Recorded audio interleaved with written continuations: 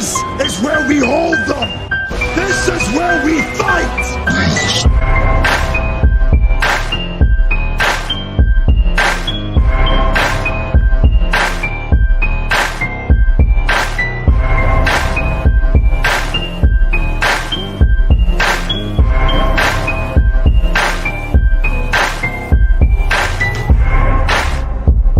You are now listening to Sweep the Rack podcast featuring Brooklyn Rob and Big Mike.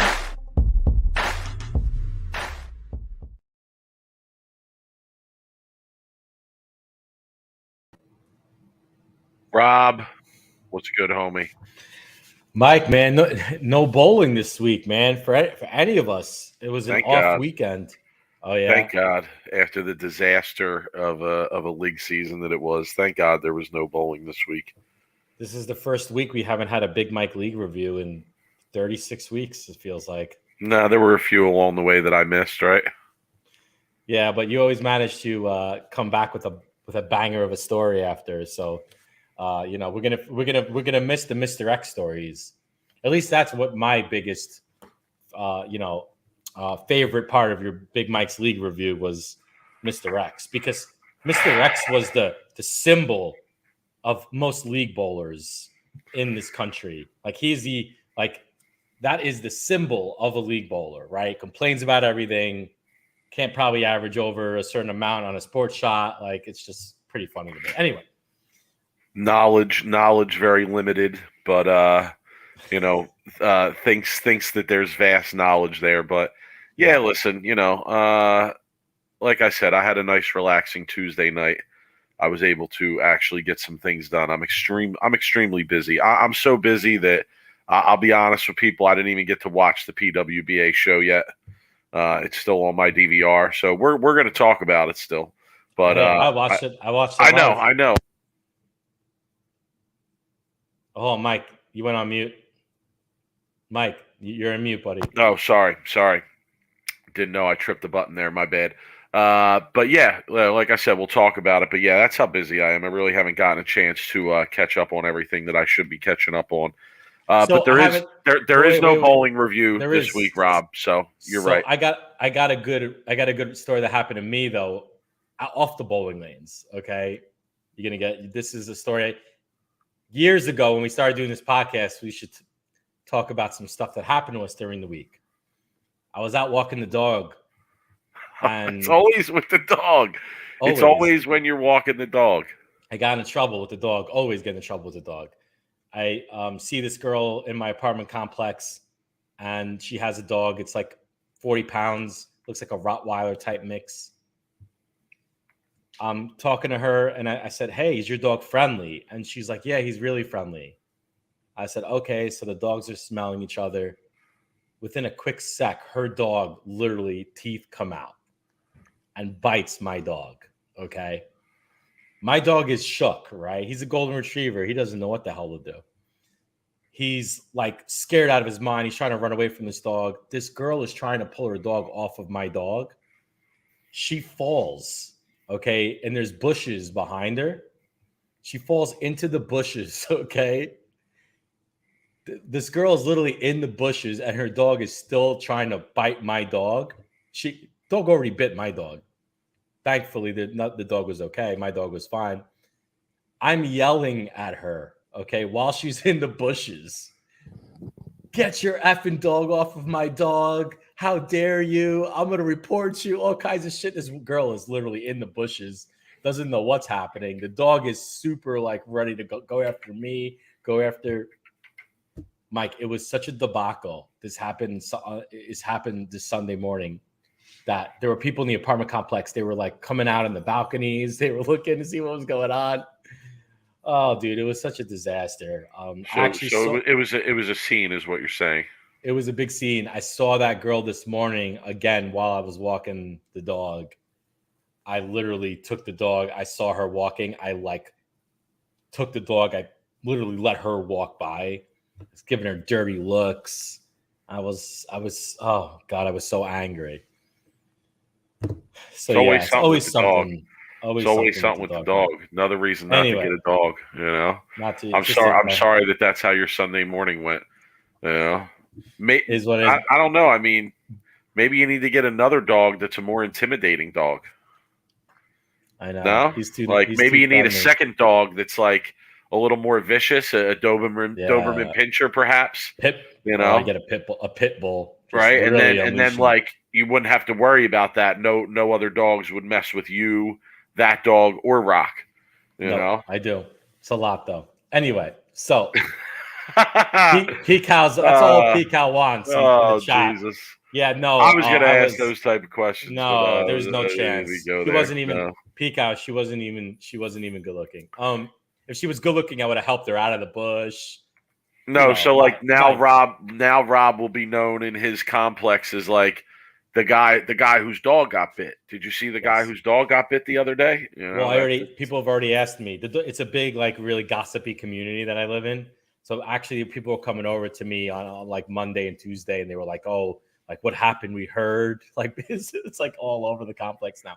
Oh my But goodness! people have come over to me and asked me, "Oh well," they said, "Rob, like, how's your dog? Like, is he okay? Like that dog has tried to bite my dog too." So words out about this dog. Anyway, what made my Sunday better, Mike, is the fact that there was 2 live shows on Sunday. They were all great shows. And Vic, I know Vic he's been on top of the IBF. We'll talk a little bit about the IBF. Me and Mike personally don't really care. Does anyone really care? That's why I brought that up, to ask that. You know, I mean, respond in the chat. I want to hear what you have to say. I don't know. Like, is the IBF that significant in the grand scheme of bowling? I don't really feel that it is. I guess at the time that they were awarding some international events PBA titles, I would say that was more significant. But at this point, I don't know. I mean, as a fan, I don't really pay much attention to what goes on with that organization. Mike, I'll be honest. I read the article that Jeff Wriggles put out. Not to Jeff's fault. He's a great writer. I really enjoy reading his content on 11frame.com. I lost interest within about 2 paragraphs into the story. I couldn't give 2 shits. I grew up in a corrupt bowling tournament environment, Mike. It wasn't shocking that somebody's stealing money in bowling. Dude, if you go listen to some of our old podcasts and people who've been listening to the show for years, I've told numerous stories about general managers in Brooklyn Lanes, in Brooklyn, New York, and Gil Hodges running off for the league prize funds. And then the owner getting sued on People's Court. Great story. If you don't know that one, hit me up offline. I'll tell it to you, or I'll try to find maybe the old podcast. Mike, there's so many. I mean, dude, people get robbed every weekend, and they don't even know they're being robbed. And if you're not following, there's some accusations of theft. It seems like in the IBF. Is that fair to say, Rob? I mean, just to briefly sum it up. To sum it up, there is a lot of unpaid bills. Right. There's a lot of people that the IBF seems to owe a lot of money to a lot of people. And from what I read, it doesn't seem like the funds are there to pay these bills, and they should be. Yeah, the article starts more than 100,000 in unpaid bills, unkept promises, and faked bank transactions by the International Bowling Federation leadership are behind the turmoil that has I don't even know. I never even heard this word. Jeff has got words that I don't even know. Roiled bowling's international governing body ahead of next week's extraordinary Congress. Mike, tried to read this article. I was just bored. I was over it. Like we see how inept the USBC is to a large degree, and we see how, like we've discussed a lot, how especially at the local level, the people that are running the USBC organizations at a lot of local levels don't really seem to be like the most involved or the most experienced in bowling in general, knowledgeable, right? I'm trying to find different words. But when I heard this story today, and someone texted me this story, shout to the person that texted me this story.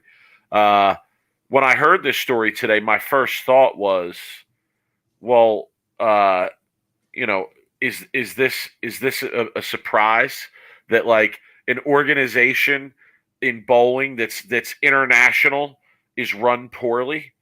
Like the organization in the United States that governs bowling is run poorly, in my opinion, and there's many examples of that. So I would imagine that there's less knowledge and less, you know, high level experienced people in bowling out there on the international scene than there would be on where we're at.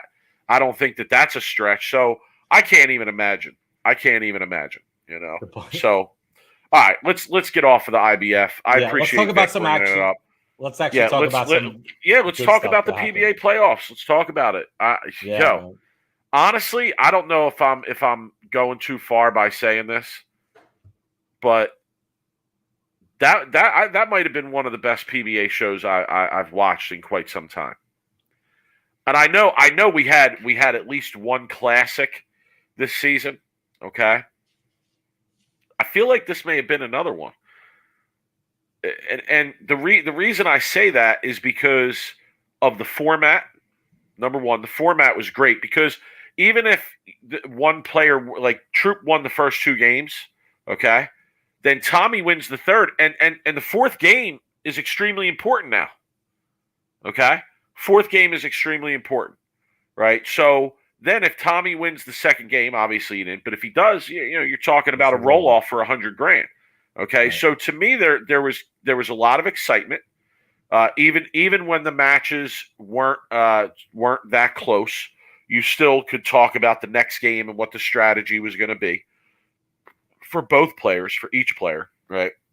And the battling of the lanes here was extremely interesting. Yeah, and I'd like to talk a little bit about that, Mike. And what was going on. We'll get into all of these. My third point in why I feel like this might have been a classic matchup or classic show here, I'll say, is because of the scoring pace of the show as well. You really had a mix, but in the key moments, the winning scores were 276, 279, 288. So, you know, I mean, what better scoring pace do you want? And some of those games, Rob, were close. Some of those games were close almost all the way throughout the game. So it wasn't like it was 276, 279, 288, and they were all blowouts. Okay, you know, you had moments in those games where it was close. Okay, so all right, what do you want to get into first here, Rob? The feeling that I had watching that show and is the fact that I really think it was Kyle Troupe's match, regardless of what Tommy was doing. I just had that feeling that Kyle wasn't going to lose. Now, I don't know. There's no really reasoning behind it. But I really felt like it was Kyle's match. Like it just, Kyle had a lot going for him. His reaction was good. The strategy that he had, I think that he was able to stay with his urethane a lot longer than Tommy was, I think helped him out because Kyle was able to shoot 270 with a urethane ball. I believe it was that second game when Tommy had to get out of the urethane and had to deal with a little bit of more of a transition than Kyle did because Kyle was able to stay in the urethane for a lot longer. And then Kyle was able to switch balls to an altered reality and jump way further left than Tommy was. And Kyle's reaction seemed a lot better when he was able to do that jump in. And I mean, there was a few shots where Kyle was even surprised he struck. I remember one shot he missed in and he struck, and the look on his face was like, oh shit, you're going to give that to me? I'm not going to lose. And after that strike, I felt like it was Kyle's match, like most of the whole show. Now, was it fun to watch as a bowling fan who understands a lot of the moves and a lot of the transitions? It was really fun to watch because Tommy wasn't ever out of the games. He stayed in it. And he really did put Kyle to the test in a lot of those games. But Kyle loves these format, man. I mean, this is his second tournament in a row. He's won back-to-back. I feel like this tournament might be one of the hardest tournaments to win, let alone win it back-to-back. Let alone be it that you have to be a top 16, which, we expected him to be in the top 16. We expected him to be in the top 5 this year. I think we all wanted, by the way, that's a good comment, Chris. Duke wanted TJ to get into reactive a lot sooner. I don't think it really would have mattered, to be honest with you. I think Kyle just was going to win that match regardless of what Tommy did. I think Tommy gave the best he could, though. Stu in the chat, what up, Stu? Yeah, saying they grinded the first game. He won the first game with 220, yeah, and then after that, the winning scoring pace kind of exploded. Obviously like 276, 279, 288, those next three. Stu also asked, do you guys think Kyle having bowled fresh 2 previous rounds helped? Tommy didn't bowl a match on the fresh the whole time until the final. Of course, yeah. Obviously, I think that I look at the players out there as so talented and so good and so prepared that with the practice they get, and especially since they had already bowled in that particular house, I don't know if I would say that it would be a huge factor. In my opinion, I could be wrong. Obviously, well, they both were struggling the first 6 or 7 frames of the first game. Neither one of them could really figure it out early. I think they hit 2 separate times of transition because they practiced 30 minutes prior to the show. So really, the transition hit them the first game, and they were trying to deal with it. I think is what happened. I could be wrong here, but. Stu commenting back, he thinks that that's something that should be looked at going forward in that event. Stu, I 100% agree with you there. To be honest, I was kind of shocked in a previous show when they said that the second match was going to be on Burn, and I'm thinking, no, I mean, you can't have that. You can't have that at this level for $100,000. No, you gotta make them. You have to make them even. You got to make them even for everybody. Everybody should be bowling on the same, and it should be you start fresh and you break them down with the guy you're bowling against. Whatever has to be done to make that happen should definitely be done. I agree with that 100%. So I want to bring up something, Mike. Go ahead. Go right ahead. Because I want to go into this direction. Great tournament, right? I feel like the PBA playoffs is really, really fun as a fan to watch. I feel like you have to be really, the people who qualify to bowl the PBA playoffs obviously are the top 16 in points for the whole season. I feel like to get into this tournament is a hard thing to do. I mean, Bill O'Neill almost didn't make the show, right? Or the top 16. So I feel like it is a really hard tournament to get in, right? And with the way the format is, the best to 2 for all of it, except for the finals. With the frame roll off and bowling most of it. There's a lot of live shows on television. Some of them are taped. Most of them are live. Mike, first off, is this one of the hardest tournaments to win on the PBA Tour? And second, should this replace the Tournament of Champions for a major? No, it shouldn't replace the Tournament of Champions. Should it be a major? That's a fair question. Is this a gimmicky tournament? Because I know no, I don't agree with that take. I don't agree with that take at all. I do not think this is a gimmicky tournament. I mean, now obviously that depends how you would define gimmicky, right? But I do not see this as a gimmicky tournament at all. Now, should it be a major? I don't think I go that far, unless because I love this event at this point. Unless the PBA is going to make it more of a focus, like in terms of the prior, maybe if that's the highest paying event of the year, right, and it stands out among others, then perhaps I could see that argument being made. But my problem with that, Rob, is that you're kind of altering the historical. You're altering the historical balance, perhaps, of bowling, because it's been traditionally the 4 majors for quite some time. And I know that, the names have changed and various pieces have changed. So but let me stress that's kind of been the Mike. accepted standard for some time now. So to change that, I'm not sure. Mike Wolf, what's up, Mike? Saying gimmicky format for a real tournament. Okay. You know what the gimmick is? In the qualifying rounds, but I don't think that this past match was a gimmicky final. I like nice the format. to see. Yeah, What if you made every round the same format as this final? Be a lot of TV that they probably couldn't do. They'd have to have one show for every match, which they probably couldn't do unless they struck some deal with FS1, where instead of maybe the King of the Lanes or some of the other actual gimmicky tournaments they have, they replace that maybe. Or maybe they, could prove that there are a lot of ratings in the PBA playoffs, and they could go to FS1 and say, hey, look at the ratings we've had for the PBA playoffs compared to some of the other tournaments. Why don't you give us an extra so forth of airtime to put a lot of these matches? Maybe the Final Four be best of 5 or best of 3 instead of, and maybe start there. But the gimmick of a tournament is, Mike. Let me say, the gimmick of a tournament is, the WWE belt, right? Like that's a little gimmicky, right? I mean, it's not your standard bowling trophy, right? I think the factoring of the tournament of the matches going to like a 2-frame roll off is a little bit gimmicky, right?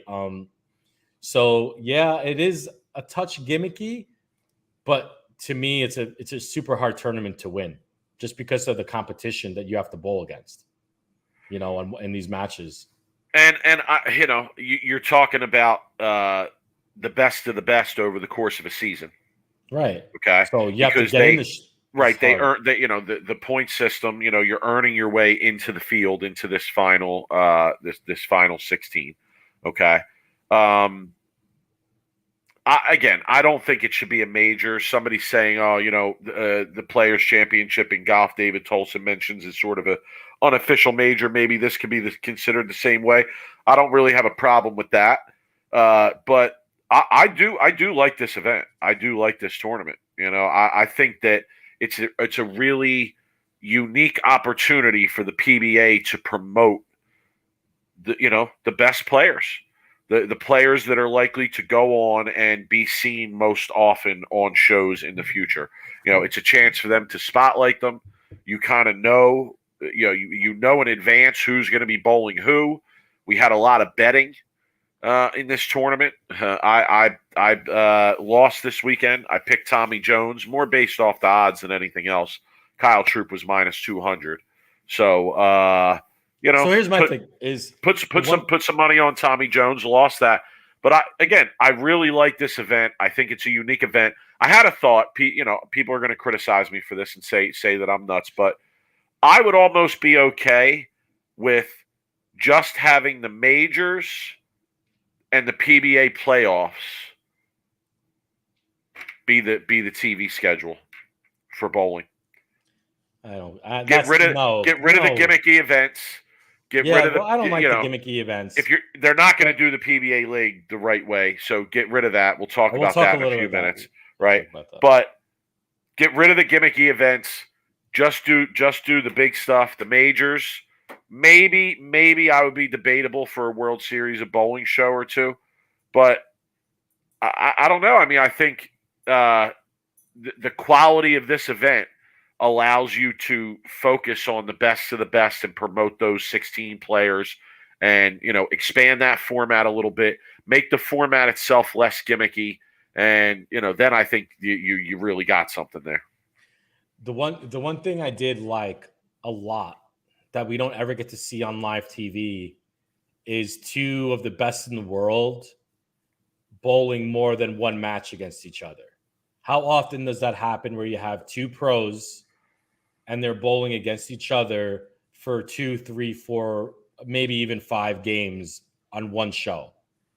That never really happens, right? The only time you get ever chance to watch that is maybe if you're streaming like the Masters, right, match play, and you get to see them both 3 games, right?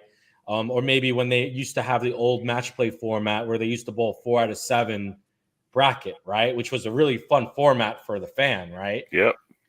I feel like though watching 2 of the best in the world actually start on the fresh, quote unquote fresh. They were practicing. Right. They practiced, right. But to see them break down the lanes and then actually start with the urethane and then make big moves left and open up your angles, that's real bowling. That is real bowling. If anybody ever, we all know. Like that's as close to an action match as you're going to get in the PBA setting. 100%. And that's the best form of bowling. Let's be honest. I love it. I love being able to watch as a bowling fan and guy who has bowled competitively, the way they make their moves and the way they open up their angles and what balls they switch to. And they started with the urethane, which I don't like, but then they ended up going to reactive, and it was really fun as a fan to be able to see a chess match unfold instead of just a one game stepladder match, right? Which you only get to see that when the same pro is bowling every match. But anyway, and how do you put a lot of promotion behind a player, right? When they might go on TV and only bowl one game match, right? Whereas in this format, especially if you expand the format to make it less gimmicky and make all the matches like this one was, now the guy's going to bowl 5 games. He might bowl 5 games. At a minimum, he's going to bowl 3. Now you can put some real promotion behind that. In the week leading up, if they're all live shows, in the week leading up, you can feature betting information on the matches. These are the types of ideas I like. And, again, I know a lot of people disagree with what I said about, only like cutting the schedule to only have the majors and then expanding the PBA playoffs to a large degree. But listen, we have to find a way to promote the players in this sport that you're going to see on the regular. That's what needs to happen. I'm going to bring this comment up because I'm going to criticize this comment. Lee King, by the way, welcome. I think it's the first name I've seen. Lee, too many funny oil patterns. Go back to either 40 or 30-foot patterns. Honestly, Lee, I don't really care what the pattern is as long as it's not a house pattern, to be honest with you. I don't care what pattern they put, 40, 30, 38, 37. To me, that doesn't matter. To me, it's it's having the pros being able to bowl and giving them a lot of TV time where you could promote them. You could have them on for maybe, a Thursday weigh-in or press conference, right? Against the bowler they're bowling against. Yep.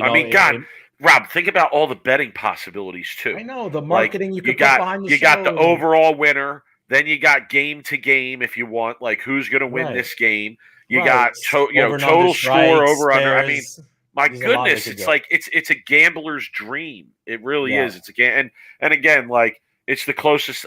We love action. Shout to Dougie in the chat. Trying to bring the action or really bringing the action scene back to the East Coast. We love that format. That's kind of the best format of bowling that we've ever seen or experienced. So if the PBA can make that the focus of what they're doing for TV, I would love that. I'm all about that. I'm on board with that. So here's my next the only criticism I had, which I talked about a little bit on Twitter, Brooklyn Rob 11, shameless plug, is the fact that they still have that large, obnoxious digital board in the back of the pairs. I'd really like to see them go to just seeing the people in the back. I feel like watching the people's reactions to stuff in the back was a lot fun as a fan, and you get to even see people you might know watching, but more of their reactions on when stuff happens. And, you could fan watch a little bit. The PWBA's show had people in the back, and I felt like it was more comforting to me as a bowling fan because we grew up watching that with all the fans in the back. I hate to see this. Yeah, but would you rather have the fans in the back like the PWBA had, or would you rather have this large ass digital like promotion billboard in the back? I would rather have the fans all standing. Okay. Oh, like the main. Yes. Yep. Yeah. Similar to Bayside, like no seating, everyone's standing. Rope off the settee area for the bowlers, and people can stand wherever they want. From there back. That's what I want. And, I also thought while I was watching this playoff show, at a certain point, I thought about Stu's idea. He was in the chat earlier. I thought about his idea about how the show needs to change to one shot, and he's so right about that.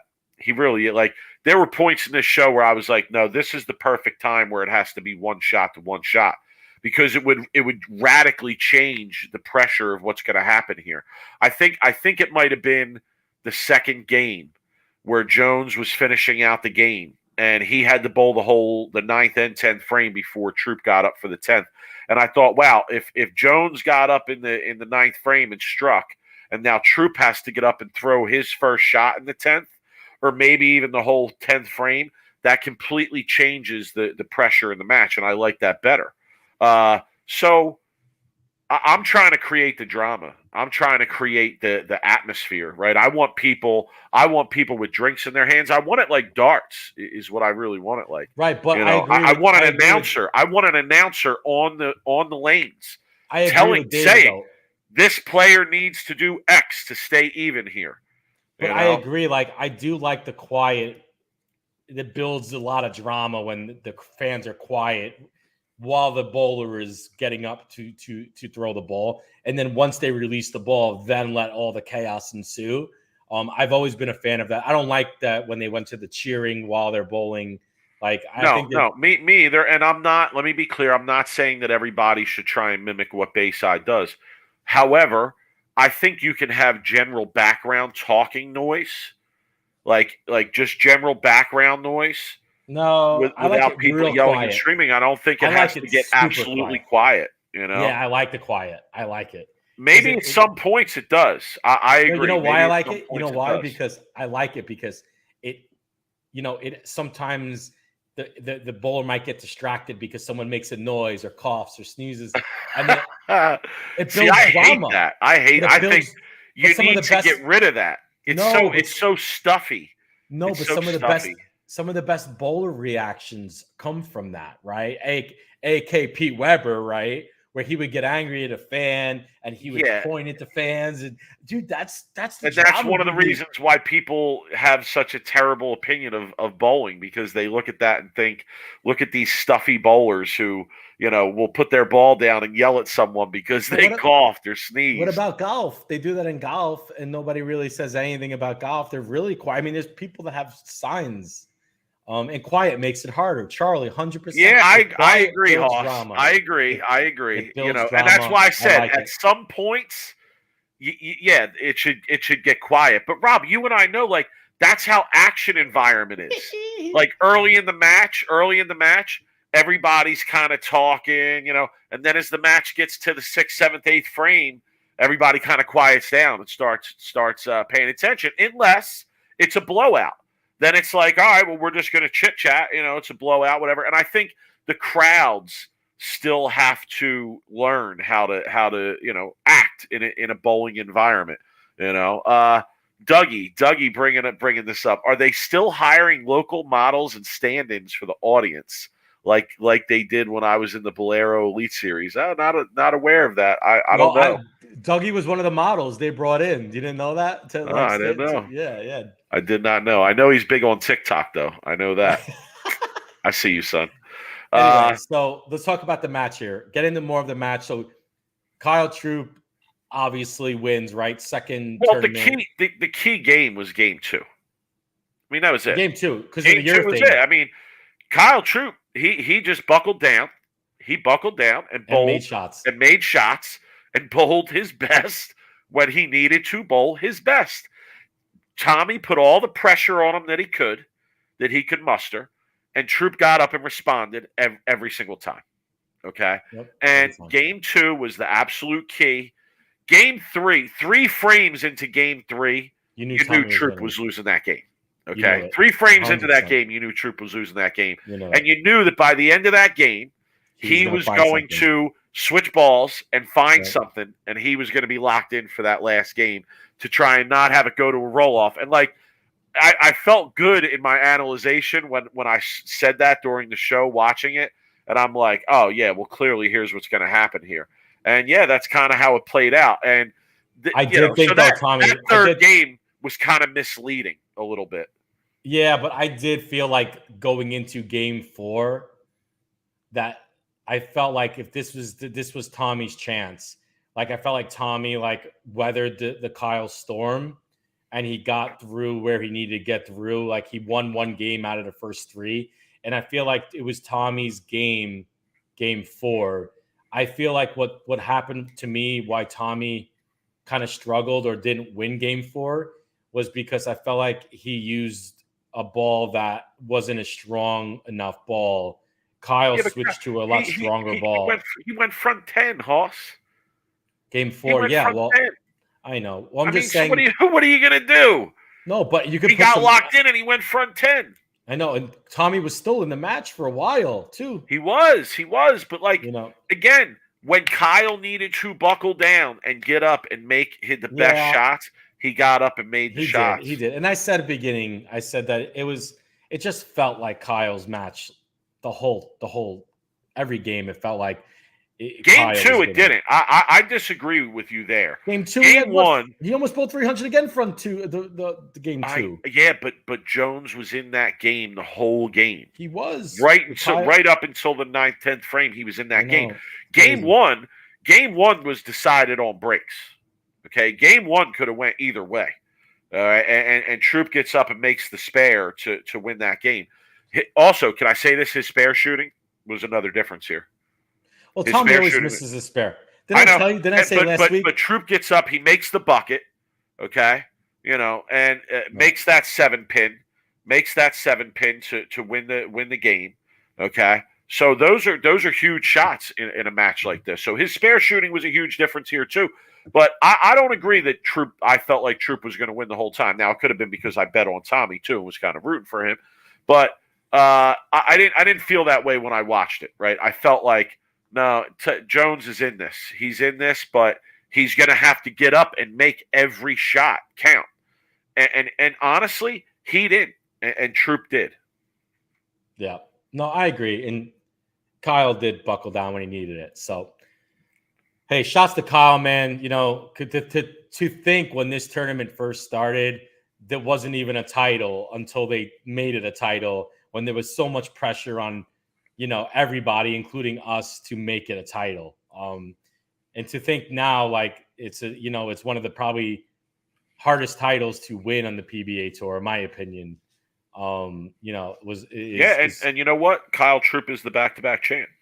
He is, and Kyle is, turning into, or already has turned into one of the best players on tour, and he cemented it with this win. In my opinion, like he cemented that he's not going anywhere. He's a top 3 player in the world.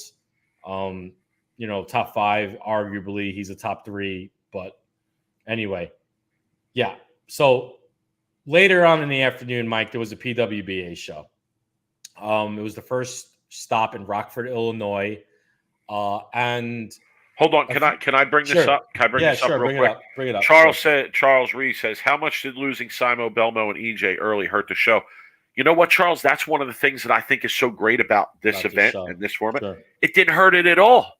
Right. To me, it didn't hurt. I mean, would it have been as interesting to have some of those guys in the Final Four in the final? Absolutely. But did it provide a lesser product because we didn't have those guys? I don't think it did, Charles. No. You still had 2 of the best in the world. You had a Hall of Famer, and you had one of the top 3 defending player of the year bowling against each other for the title. For sure. You know what I mean? It definitely didn't take away from the show. And by the way, Kyle is great for entertainment purposes. He's great with the crowd. He's great for the show. Tommy does talks a little shit, can definitely, have his moments where he'll show emotion. Tommy's always been good for TV too. I've always enjoyed watching Tommy bowl. So to the PWBA, Mike. Since you didn't get a chance to watch the show, there's a few takeaways I have of the show. One, the shot was definitely weird. They weren't bowling on something easy. It was definitely a shot maker show. The scores weren't high, but they weren't really low. It was a pretty good show. Stephanie Johnson ran the ladder. She beat a killer's row of women, including Shannon O'Keefe, Kelly Kulick, Brianna Clemmer, and Liz Culkin. That's some unbelievably talented women bowlers. Kelly Kulick, one of the greatest of all time. Shannon O'Keefe might go down as one of the greatest of all time too. So a few points from the show. One, Stephanie Johnson's really fun to watch. Boy, she brings the heat, boy. Like, she's hungry. Like, this, she wants to win, boy. She's out for your throat. And She'd kill her. Oh, dude, she's unbelievable amount of fire when she strikes, and she will let you know it too. So there was a couple of matches that you were like, dude, she's bringing it, man. Like, the announcer, Sydney, God, she's Brummett. Sydney Brummett. What a fantastic job she did it as an analysis, Mike. I can't wait you for to watch the show.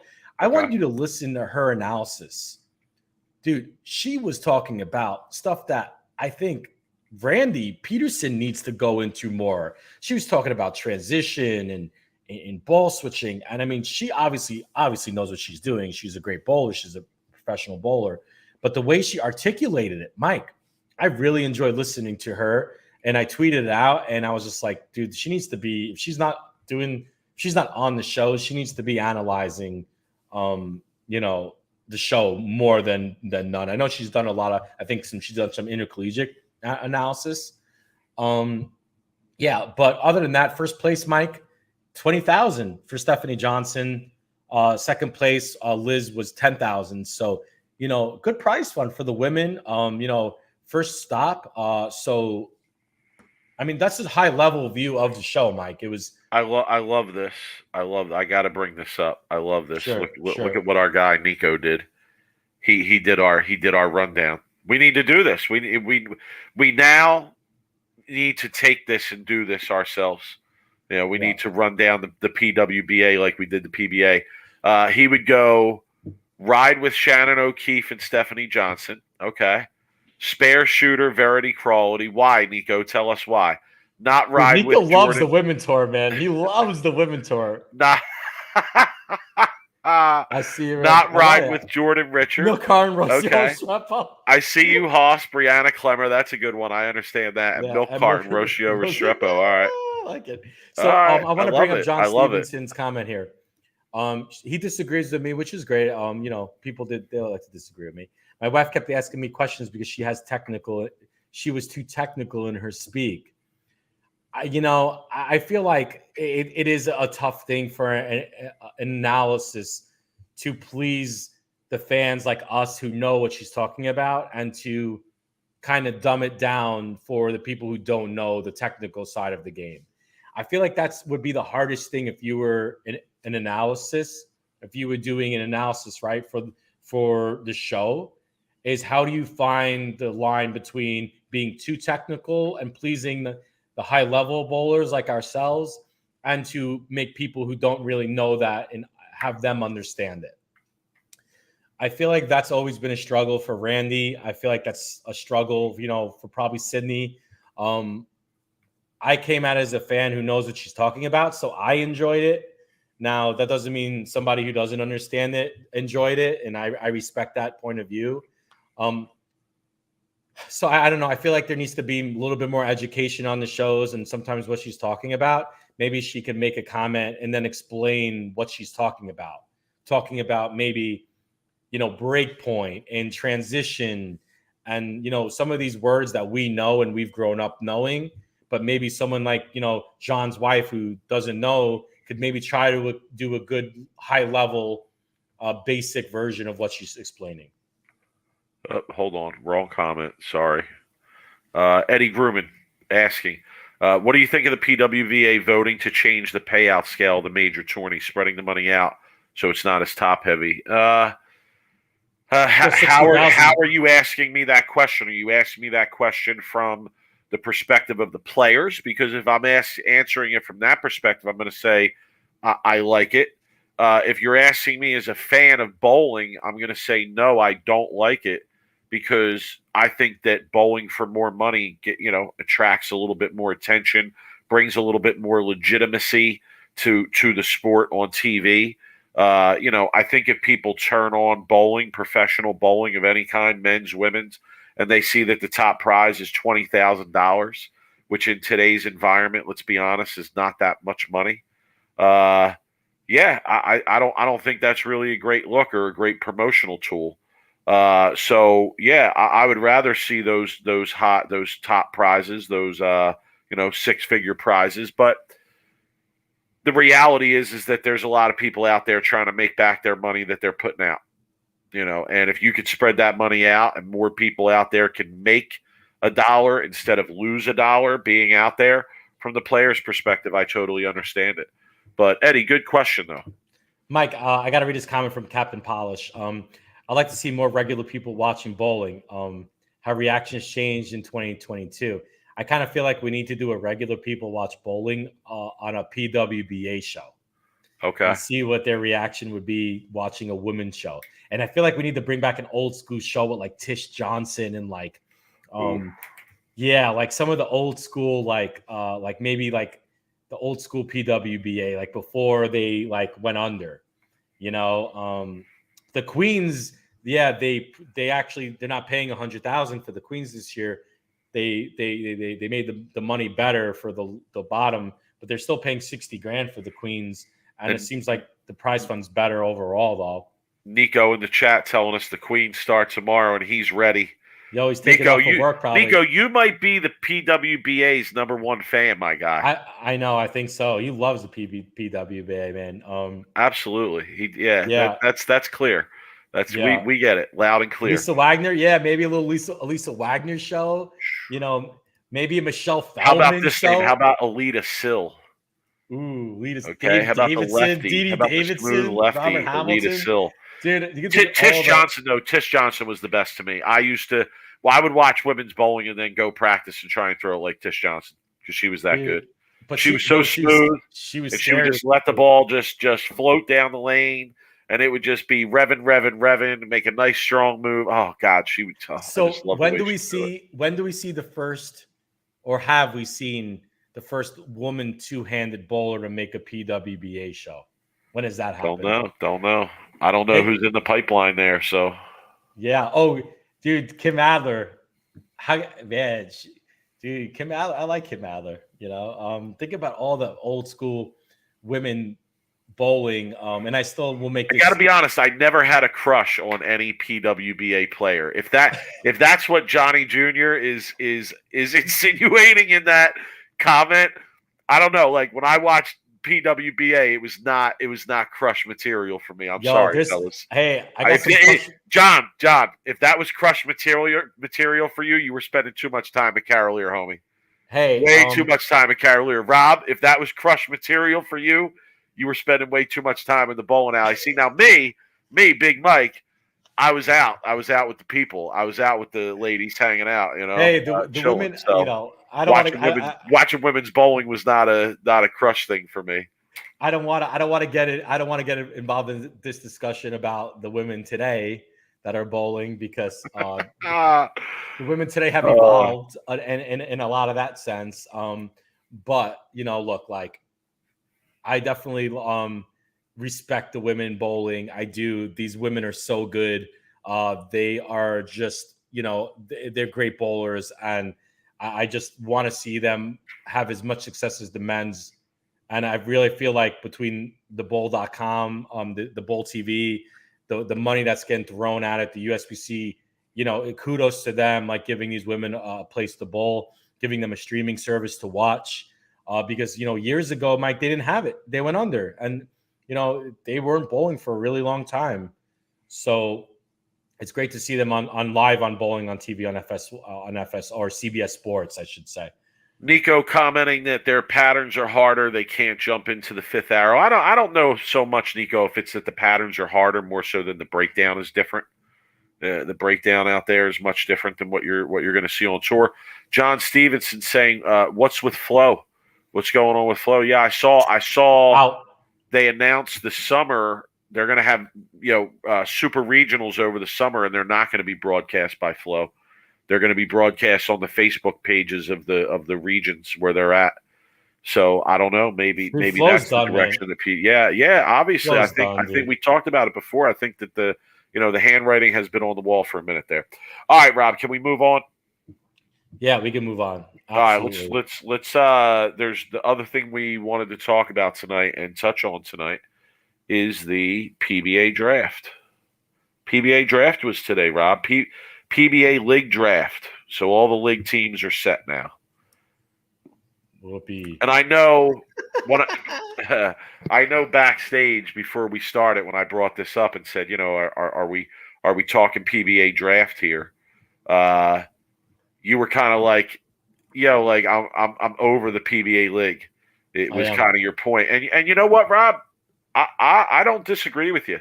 I think the fact that they didn't take any effort to redo anything about this and try and get it more right than it is, right? They didn't for instance, can I do a couple things I thought about today? Preach, while this draft was going on. Okay. Go ahead. Again, the team names and cities have no real connection to anything. Okay. It's all a gimmick. It's all gimmick and fictional. Okay. You have Pete Weber still on a team roster. You got Parker Bones still on a team roster. Okay? For ratings. With all due respect to both of those guys, Rob, wasn't this an opportunity to have those guys transition into manager roles? I don't know what a manager does. Really, if that's the way you want to use some of the legends of the game, then use them in that way, right? Yeah, and drop the cities from the team names and let them represent the team. Let them be around for 10 years representing the team because at least they're going to be around. So some of the other picks here were somewhat questionable to me, and I'm not going to get that deep into it. But I think that I see in some instances it seems like guys are getting picked more so because of their associations than their performance. Or what they'll add to the team. So you're talking politics now. So you think a lot of it's politics. Right.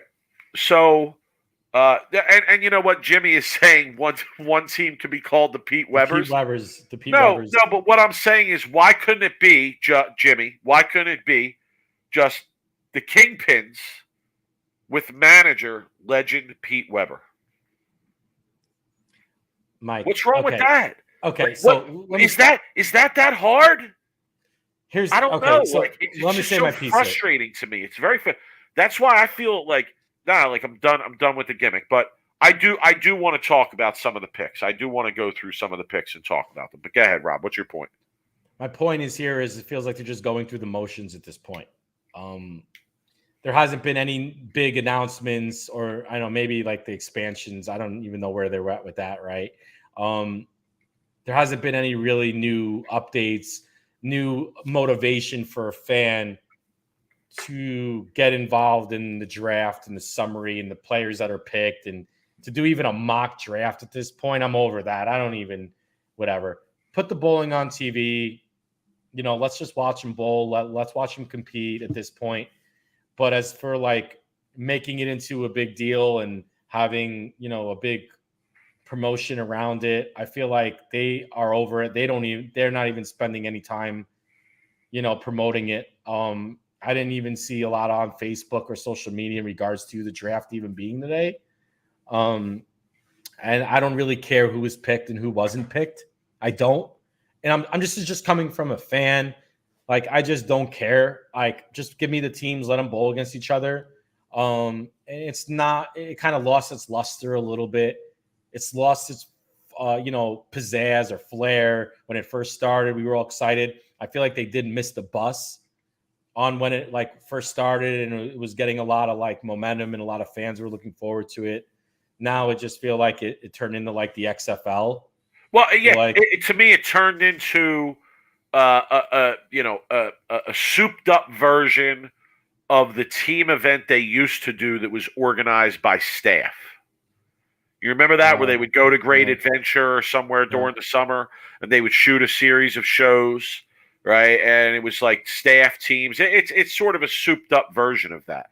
right? But again, if it's going to be a prime piece of what you're going to put on TV during the summer in Bayside, why not make it more legitimate?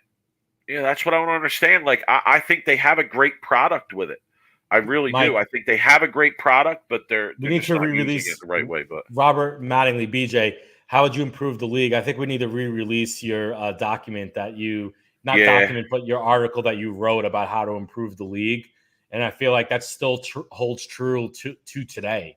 And maybe I'll post it on our website so people could read it on our website.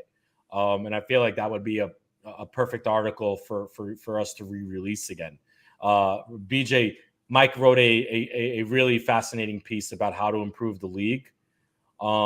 Fascinating is a strong word, but I did write some thoughts on what they should do to improve it. Charlie wants to see PWBA in tight bodysuits. I mean, let's not get crazy. I mean, maybe certain players, but let's not get ahead of ourselves here. All right, Mike. So go over some of the players. If we want to do a little bit of analysis on the draft picks here, we could do it. All right. So first pick was the New York City Kingpins. They took Kyle Sherman. All right. Not a huge surprise there. I believe he was the leading eligible point getter in the draft. So no surprise there. Second pick was Jason Sterner. No surprise there. Jason Sterner had a great season. He was near the top of the guys that were eligibly drafted. Packy Hanrahan, number 3. Oh, sorry. Jason Sterner drafted, are you ready for this, Rob? And somebody mentioned this in the chat, by the Snickers Waco Wonders. That's the name of the team. And when I hear Waco, I'm a kid of the 80s and 90s. I think the Branch Davidian standoff. David Koresh. Sitting in my house. Watching that thing go up on fire. Yeah, right? Yeah. Literally, like that was one of the craziest events that I ever first watched live on TV was when that tank went up to the front of the building and like tore the front of the building. Oh, it was wild. So I don't know. I mean, Jesus, So I'm curious, Brandon, real quick. Cooley had some powerful thoughts on the draft. I didn't read this or hear about this. Can you share a little bit high level of what his thought or link to it were? Link to it in the chat. We'll go to it. All right, so third pick, Portland Lumberjacks. Made Johnny cry when my dad told me the new team and I didn't believe him. When I find out he was telling the truth, I began to cry.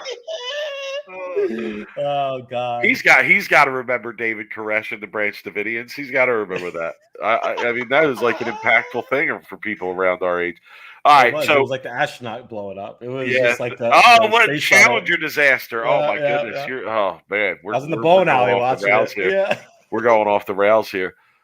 With the third pick in the 2022 PBA League Draft, the Portland Lumberjacks took Packy Hanrahan. With the fourth pick, the LAX Belmo's team, they take Chris Barnes. So, all right, take Chris, and there was a trade. John Stevenson. What was the trade? I forget what the trade was. But wait, let me ask you a question here. So, David Koresh or O.J. Simpson Chase? O.J. Simpson Chase. Yeah, O.J. Simpson Chase, no doubt. I mean, that was everybody was glued to their TV for the O.J. Simpson chase. 100%. I was just wondering. That white Bronco, that white Ford Bronco is something that will be forever infamous. Seriously. Okay. Sorry. Go ahead. Oh my goodness. All right. Fourth pick, LAX. That's Belmo's team. They took Chris Barnes, the doctor, professor. Yeah, right now the 50. I don't want to be disrespectful, but is that a little bit of a reach pick there, a fourth pick? I know he waxed them in Bayside, though. He's got the look in Bayside. And he's been on the championship team there, I think, 3 times. So he's smart. Good, he knows the reads. He's good to have on the team. Help. I'm sure that's a good pick. I mean, he knows the pick. Brad Miller. 6th. No surprise. That was Motown Muscle. 6th pick. Guaranteed rate Chicago Hitmen. The Philadelphia team doesn't exist anymore, so there goes my hometown team. We got rid of Philly, huh? Yeah, Nick Pate. They should get rid of all Philly sports teams. Yeah, Nick Pate was 6th. 7th pick, The Pabst Blue Ribbon Milwaukee Pounders, A.J. Chapman. Pounders. The fucking names. The 8th pick, Dallas Strikers. This is Bill's team. Bill, Tommy, and Duke. Now, this was a little bit of a surprise to me. They took Santu. I mean, when he bowled, he whacked them, no question. But to think of the people they picked Santu over, guys like Matt Russo and DJ Archer and Jake the next Peters. 2 picks. So you had Vegas High Rollers take Matt Russo, Silver Lake Atom Splitters take DJ Archer. Then the Silver Lake Atom Splitters come back, take Brandon Novak. Las Vegas High Rollers, Ildemaro Ruiz. Dallas Strikers, Matt Ogle. So it also stuck out to me that Duke decided to go two-hander from Duke. They love the two-handers. 14th pick was Pabst Blue Ribbon Milwaukee Pounders, Anthony Lavery Spar. 15th pick, Chicago Hitmen, Jake Peters. I'm surprised Peters dropped that much. I would have picked Peters higher. He had a great season. I would have picked him over a lot of the guys that, I don't know, personally, I think Jake Peters is a lot better than some of the guys that were picked, but that's just my opinion. 16th pick, Motown Muscle, Mitch Troupe. And the last pick, I believe, 17th pick. Martin Arturo. Martin Larson was the 17th pick, LAX. 18th pick, Portland Lumberjacks, Arturo Quintero. 19th pick, the Snickers Waco Wonders, Parker Bone. 20th pick, New York City Kingpins, Michael Tang. 21st pick, and this was the last pick, Kevin Williams. It's kind of surprised he didn't go earlier, too. I mean, he had a good season, too, won a title and all that. So I got snubbed, Mike. I got snubbed. Must have been my poor performance at the complete bowling event last weekend. I'm going to take Jimmy on his word. Jimmy says that Bill and Tommy wanted Santu, that Norm put out there that Bill and Tommy wanted Santu. So, Rob, we'll have to text Bill and get official word on that. Let me text. Go ahead. Take out, dude. Give some thoughts. Yeah, I mean, look, like I said in the previous, at this point, I don't even know what cities and who the names of these cities are. They've changed, and I don't even know the managers for a lot of these teams. Like, I feel like the public is so uneducated right now with like who's what and when it is and when the format is. But it is after July 4th weekend, in case anybody's wondering. It looks like July 6th, 7th, and 10th on FS1 is when they're going to have the 2 divisions, and then the final is on Sunday. Yeah, so there's 3 shows. Are these live or are these taped, Mike? I would assume they're live shows. I think they're live, yes. And it'd be interesting because this is, correct me if I'm wrong, and I'm probably not here, but this will be the first show that's a true Bayside, like like they're going to be packing in the fans here at Bayside for the first time in a really while, right? In a couple of years. I would imagine, so yeah. The atmosphere is going to be pretty electric. These guys have been sitting around waiting. Portland, we've both been there. The fans there, the people, these guys have been sitting around waiting for the show. Right in the midst of summer, coming off July 4th weekend. These people are going to be in full effect for these shows. So I'm definitely looking forward to see Bayside coming out hot with the costumes, with the fire. So I'd expect them to be. I do like watching the shows when they're on. Now all this draft and all this stuff that's going on right now, I'm not really too interested in who's on what. I do think there needs to be a little bit more preparation and marketing behind this, but I feel like I'm beating a dead horse every week talking about that. True. All right. Rob, are we ready to give the people what they want? Yes, sir.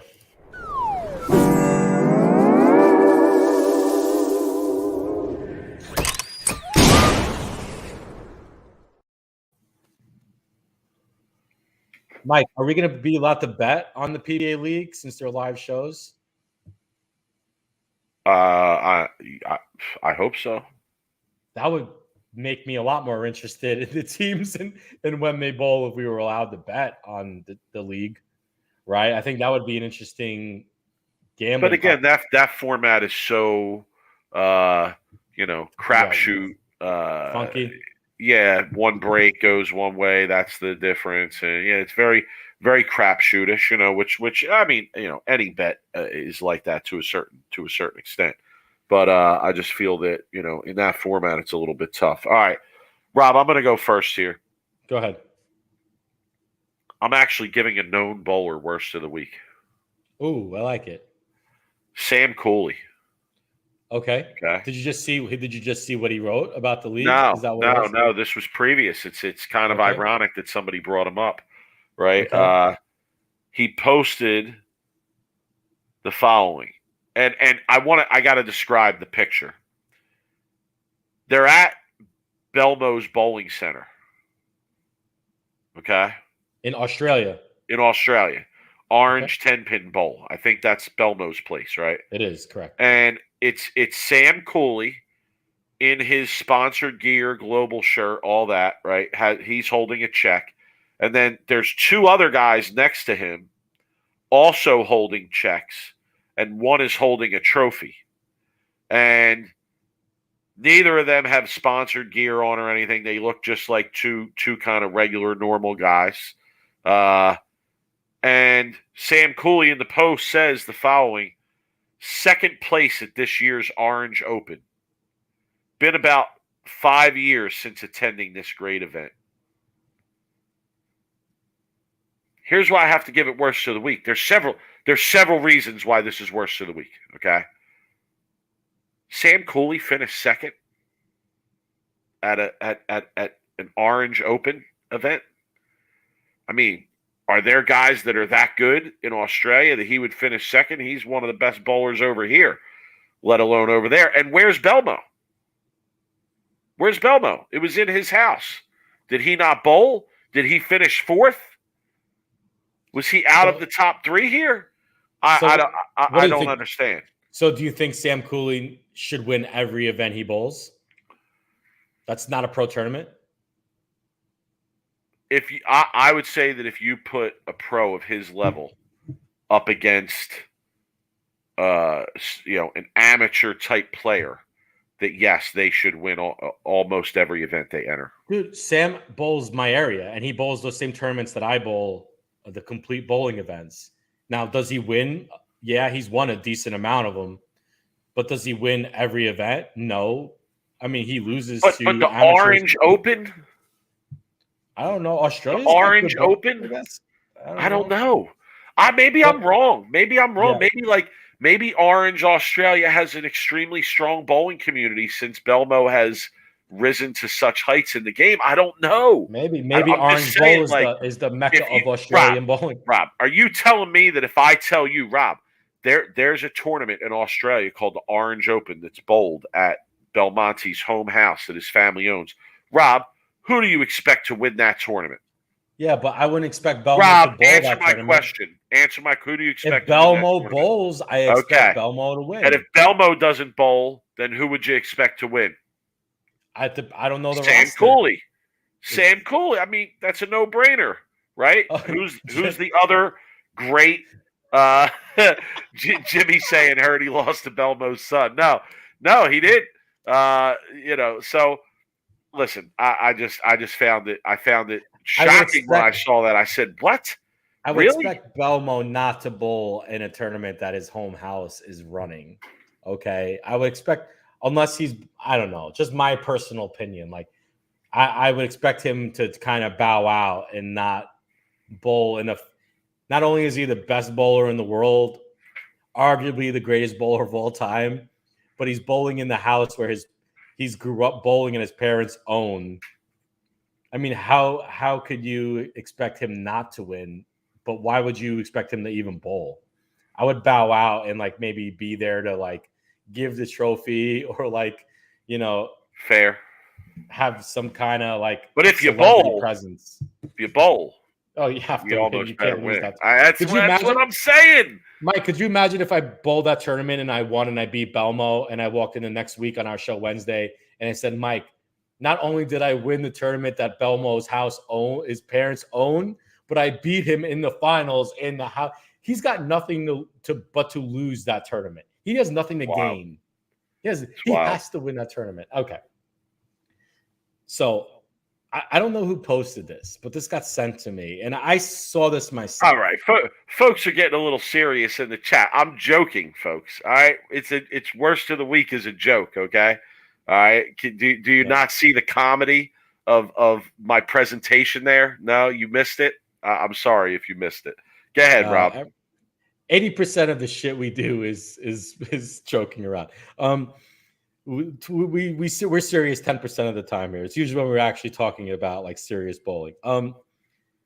So this post, I don't know his name. I wish I did, but I saw it and then it got sent to me. This person literally put a picture of 6, 12, 18, 20, 22, 23 bowling balls, Mike. Look at that picture right there. Look, I'll put it to the camera. It's a lot of rocks. He writes, and this is a long post, but I'm not going to read all of it. This gentleman's been bowling for under a year now. Okay. And he just finished his full league. And he shot 884 in his highest handicap series of the league. He has a 270 handicap series. Handicap? Yeah. You got 23 balls and you're handicap bowling? And his high scratch game is a 278 in his 757 high scratch series with a 204 average.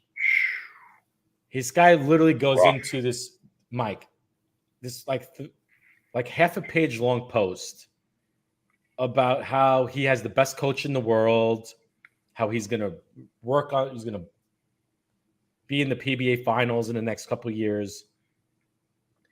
The reason why I bring this worst of the week up is because when you have been bowling for a year, Mike, you shouldn't have 23 bowling balls. Okay, I'm going to go ahead and say that. You should be spending that money, and yes, you should be working more with your coach than actually drilling up 23 bowling balls. But when did posting 23 bowling balls become something to brag about? It's like, oh, I spent $10,000 in bowling balls, and here they all are. Isn't my arsenal great? Like, I feel like this is worst of the week because it further symbolizes what we always talk about in bowling, where it's not about you're actually getting better physically or mentally. It's just now all about how many balls you drill and what's the next ball you're drilling, instead of actually learning how to use those 23 bowling balls. Because, Mike, I'm going to go out and say it, regardless of how many times you're working with your coach.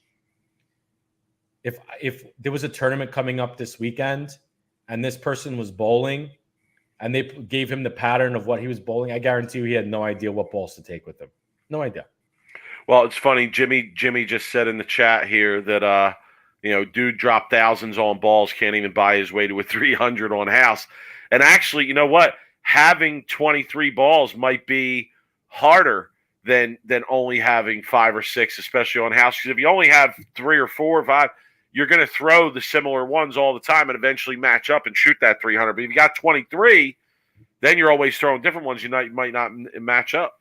So, Dave, my brother writes, it's like the guys who come into an MMA training center saying they want to be a UFC. But to go furthermore, it's like the guy who buys all UFC gear and has all the top like UFC like pads and in the book bag and the affliction hats and shirts, and they spend all this money on this gear, and they get into the ring and it's like they never even threw a punch before. It's like they're like, Are they all the same company? That's a good. Let me look here. Robert Mattingly is saying they're all the same company. Are they all the same company? Oh, that makes it so much worse. So much worse. Yes, it's all Utah, Mike. Oh my God. That makes it so much worse. He's got if you're going to drill that many balls, at least drill the best of everything, no? Yeah, he's got 2 Zen Masters, 2 Realities. Just every phase you could imagine. I think he's got phases 1 through like 9. He's got every hustle, different color hustles, camo hustle, pink hustle, all the hustles. He's got a mix, a pitch black. I mean, he's got every time a new ball comes out, he's buying it. Utah loves this guy. They should never put him on staff because he just buys them anyway. So anyway, Mike. I'll give him some time. He'll be on staff in no time. No, I don't think so, man. Why would they put him on staff when he's buying the balls anyway? Yeah, Storm needs all the money they can get right now, Mike. Storm needs all the balls, all the money they can get right. All right. Let's wrap it up.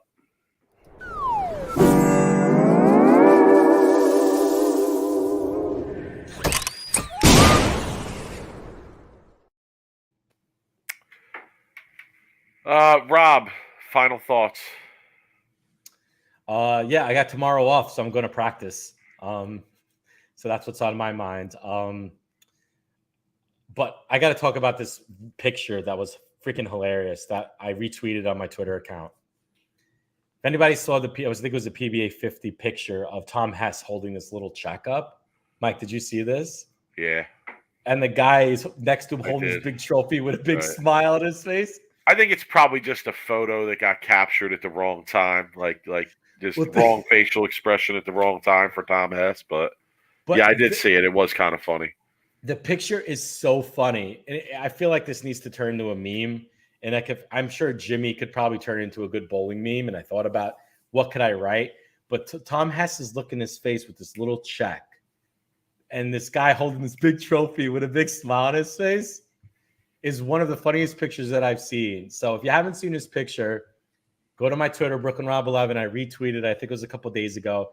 It was my brother who actually posted it. He's Brooktown, I think Brooktown 11 or Brooktown 1. Or Dave Brook. I don't even know his Twitter name. Dave, if you're in the chat, put in the chat. But it's a great picture. And that's my final thought, because every time I looked at that picture, I laughed and I thought it was like hilarious. So I don't know. Bad final thought, but my final thought is get out there and bowl for the summer leagues, sport opportunity. You know, I talk here all the time about sport bowling on something tough. Use the summer as that opportunity. You know, I encourage people, get out there, bowl on sport, join a sport league for the summer. They pop up all over the place normally for the summer. Rob, I'm getting my info together this week to sign up for my sport league for the summer. And, like I said, I'm going to try and promote some of that here and review some of that here.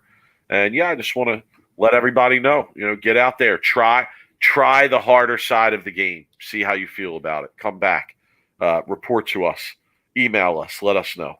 Okay. Well, I'll leave everybody with that thought for tonight. Rob, it's fun as always, bro. I appreciate everybody who joins us in the chat and adds to the conversation here. Follow us on social media. I'm at the 215th. He's at BrooklynRob11.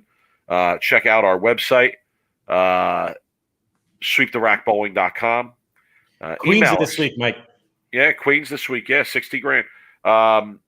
Email us, sweeptherack@gmail. Rob, Bill confirms that him and Tommy both wanted Santu on the team. He confirms before we log off here. I heard back. So, yeah, listen, folks, hit us up. Hit the subscribe button. We're always putting out content. We're trying our best to get some more out there. Schedule is limited right now, but that may change in the near future. So hit that subscribe button. The pool's open, so the schedule gets limited. It is, yeah, but then summer rolls around and schedule is not as limited. So yeah, that's kind of my time to do the things that I don't have time to do when I'm not in the school year. Busiest man in America. No, hardly. I'm glad to be busy. It's good to be busy, but hit that subscribe button so you don't miss anything. Give us a shout, guys. We always appreciate it. Rob, take it easy. I'll see you next week. All right, peace, guys.